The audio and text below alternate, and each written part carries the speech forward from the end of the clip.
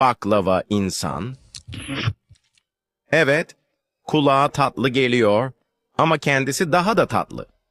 Doğduğu günden beri her katı ayrı bir lezzet, her gülüşü fıstıklı. Sabahları çayını içerken, yan masadan gelen bakışları hiç umursamaz. "Abi erimeyecek misin güneşte?" diye soranlara sadece bir kaş kaldırır. Soğukkanlı ama şerbetli.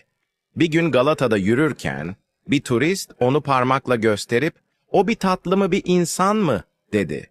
O da çayını yudumladı ve "Ben hem tatlıyım hem gerçek," dedi. Kimse onun kadar hem çıtır hem karizmatik olamaz. Güneş parladıkça daha çok parlar, rüzgar estikçe tatlı bir fıstık kokusu yayılır. İstanbul'un sokakları onsuz artık eksik. Sakın dilini uzatma, çünkü o gerçek bir baklava ve şaka kaldırmaz. Ama yanında oturursan, belki bir dilim dostluk paylaşır.